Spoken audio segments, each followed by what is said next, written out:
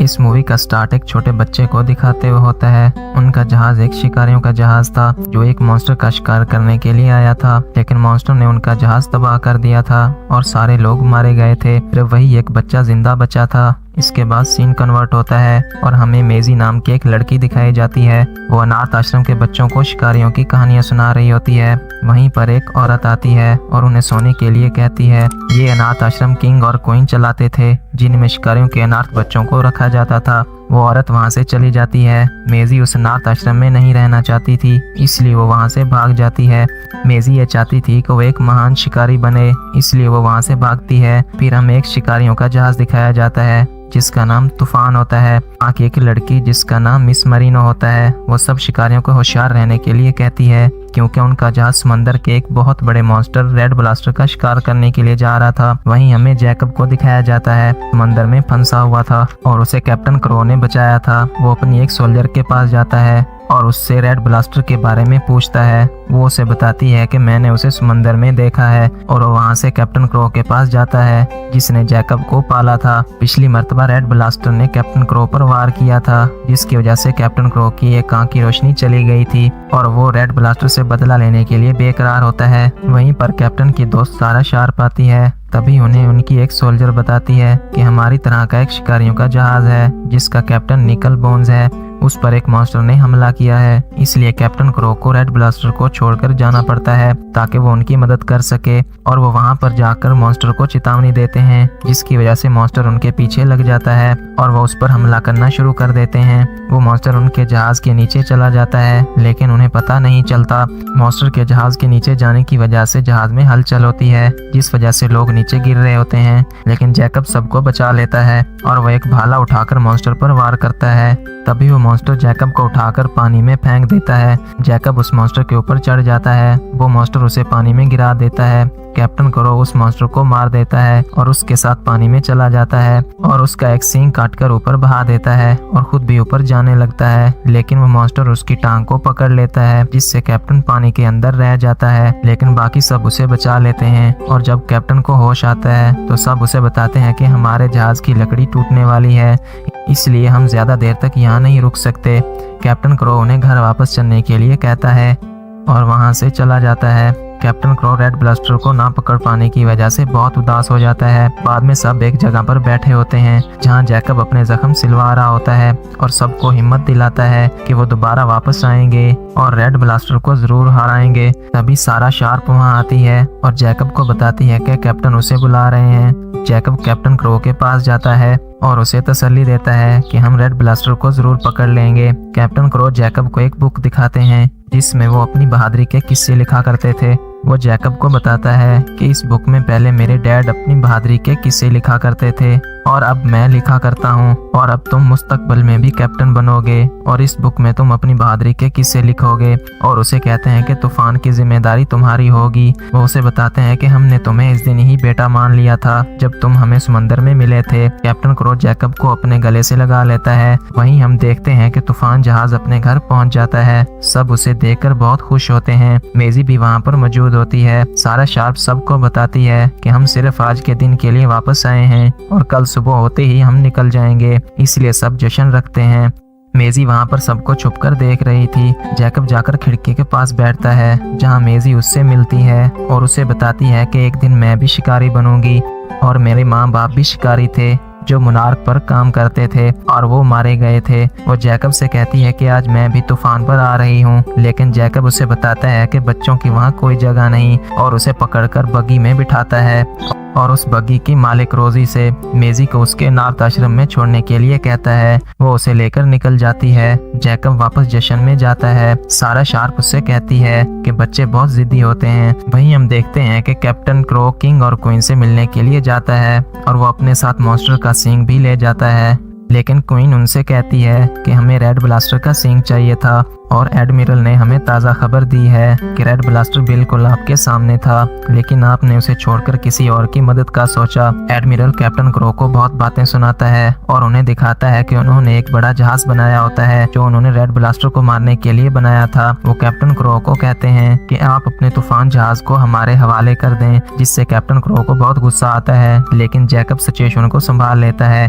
और किंग और क्वीन से एक मर्तबा और रेड ब्लास्टर को मारने की इजाजत लेता है। किंग और क्वीन मान जाते हैं और एडमिरल और कैप्टन क्रो दोनों को रेड ब्लास्टर का शिकार करने के लिए कहते हैं और कहते हैं कि तुम दोनों में से जिसने पहले रेड ब्लास्टर का शिकार किया उसको ही इनाम मिलेगा। कैप्टन क्रो और बाकी सब वहां से निकल जाते हैं और अपने जहाज को तैयार करते हैं। कैप्टन क्रो सबको बताते हैं कि आगे इस जहाज की कप्तानी जैकब संभालेगा। तभी वो सब सामान रख रहे होते हैं कि एक ड्रम से किसी के चिल्लाने की आवाज आती है। जब जैकब उस ड्रम को खोलता है तो उसमें से मेजी निकलती है। जैकब उसे बताता है कि हम तुम्हें अगली बंदरगाह पर उतार देंगे। तभी कैप्टन मेजी के बारे में पूछता है। मेजी उन्हें बताती है कि मैं शिकारी बनना चाहती हूँ और मैं आपको जानती हूँ।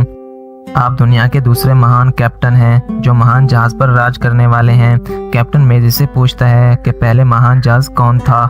मेजी उन्हें बताती है कि मोनार्क, क्योंकि मेरे माँ बाप भी उसी जहाज पर काम किया करते थे। कैप्टन उसे अपने जहाज में रख लेता है और सारा शार्प से मेजी को ट्रेनिंग देने के लिए कहता है और वहां से चला जाता है। मेजी बहुत खुश होती है। सारा शार्प मेजी को एक खंजर देती है और वहां से चली जाती है। वहीं हम कैप्टन और जैकब को देखते हैं। तूफान जहाज ने रैम पेपा आइलैंड पार कर लिया था और वो रेड ब्लास्टर का इलाका था। वहीं पर मेजी बैठी होती है। कैप्टन उसे सोने के लिए भेज देते हैं। तभी उन्हें पता चलता है कि रेड ब्लास्टर उनके जहाज के सामने होता है। रेड ब्लास्टर उनकी तरफ बढ़ रहा होता है। ये सब मिलकर रेड ब्लास्टर को भाले मारते हैं और रस्सी से पकड़ लेते हैं। रेड ब्लास्टर उनके जहाज के गोल गोल घूमने लग जाता है, जिससे सब लोगों की जान को खतरा होता है। मेजी जल्दी से वो रस्सी काटना शुरू कर देती है। कैप्टन उसे मना करता है और जैकब को मेजी को रोकने के लिए भेजता है, लेकिन जैकब मेजी को रस्सी काटने देता है। कैप्टन बहुत गुस्सा करता है। तभी जैकब और मेजी पानी में गिर जाते हैं। वो रेड ब्लास्टर उनके सामने होता है, लेकिन वो उन्हें कुछ नहीं करता। मेजी और जैकब एक नाव पर चढ़ जाते हैं। कैप्टन जैकब को मेजी को उसके पास लाने के लिए कहता है, लेकिन जैकब ऐसा नहीं करता, जिसकी वजह से कैप्टन उन पर गन तान लेते हैं और तभी रेड ब्लास्टर मेजी और जैकब को अपने मुंह के अंदर ले जाता है और वहां से चला जाता है। कैप्टन उससे बहुत दुखी होता है। मेजी और जैकब उसके मुंह के अंदर होते हैं। जैकब मेजी के साथ रस्सी का एक हिस्सा बांधकर दूसरी तरफ बाहर निकलने का रास्ता ढूंढने के लिए जाता है। मेजी भी उसके पीछे जाती है और वो रेड ब्लास्टर की नाक में आ जाते हैं। जैकब रेड ब्लास्टर को मारने के लिए निकलने लगता है। तभी भाला रेड ब्लास्टर की नाक में लग जाता है। रेड ब्लास्टर जोर से छींकता है। जैकब उसकी नाक से बाहर निकल जाता है और मेजी वहीं रह जाती है। रेड ब्लास्टर मेजी को भी बाहर निकालता है। जैकब रेड ब्लास्टर को मारने ही लगता है, लेकिन मेजी उसे रोक लेती है। रेड ब्लास्टर वहां से चला जाता है। जैकब मेजी पर बहुत गुस्सा करता है, क्योंकि उसने रेड ब्लास्टर को नहीं मारने दिया था। वो जिस आइलैंड पर थे वहाँ बहुत ही खतरनाक मॉन्स्टर थे, इसलिए पहले वो अपने छुपने की जगह ढूंढते हैं। वो एक छोटी सी केव में पनाह लेते हैं। जैकब मेजी के लिए खाना लाता है। मेजी जैकब से कहती है कि मुझे ऐसा लगता है कि सारे मॉन्स्टर बुरे नहीं होते, लेकिन जैकब उसकी बात नहीं मानता और मजीद खाना लेने के लिए चला जाता है। वहीं हम कैप्टन को देखते हैं। सारा शार्प उसके पास आती है और उसे बताती है कि जहाज में छेद हो गया है और पानी तेजी से भर रहा है, इसलिए हमें बंदरगाह वापस जाना चाहिए। लेकिन कैप्टन उनसे कहता है कि हम बंदरगाह नहीं जाएंगे, बल्कि मोकाशीला जाएंगे। सब बहुत डर जाते हैं, क्योंकि उस आइलैंड पर एक औरत रहती थी जो जहर बनाती थी और शिकारियों से नफरत करती थी। इसलिए सारा शार्प कैप्टन को वहां ना जाने की तजवीज देती है, लेकिन कैप्टन रेड ब्लास्टर को मारने के लिए इतना बेचैन होता है कि वो किसी की बात नहीं मानता और अपने कमरे में जाता है और अपनी बुक को उठाकर देखता है। वो जैकब को खोने की वजह से बहुत दुखी होता है। वहीं हम मेजी और जैकब को देखते हैं। मेजी सोकर उठती है तो देखती है कि जैकब सोया हुआ है, इसलिए वो जंगल में जाती है और देखती है कि एक छोटा सा मॉन्स्टर उनका खाना चुरा रहा होता है।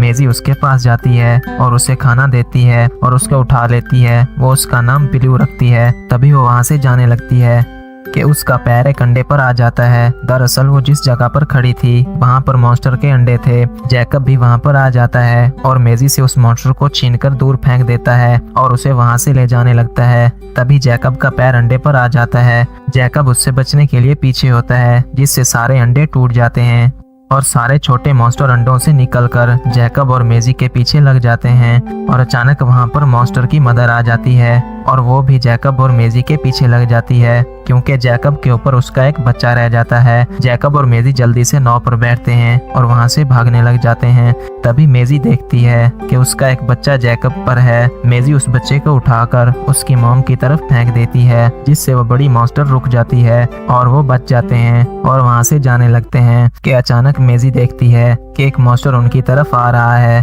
वो उनकी नाव को ऊपर उठा लेता है जिससे मेजी उस मॉन्स्टर पर गिर जाती है और वो जैकब को अपने मुंह के अंदर ले जाने ही लगती है कि जैकब उससे लड़ने लग जाता है। तभी वहां पर रेड ब्लास्टर आता है और उन्हें बचा लेता है। जैकब रेड ब्लास्टर का शुक्रिया अदा करता है। मेजी उससे कहती है कि क्या तुम हमें रैम पापा आयरलैंड ले जा सकती हो। तो रेड ब्लास्टर समझ जाती है और मेजी के साथ वो छोटा मॉन्स्टर भी जाता है जिसका नाम ब्लू होता है। रेड उन्हें अपने ऊपर बिठा लेती है और ले जाना शुरू कर देती है।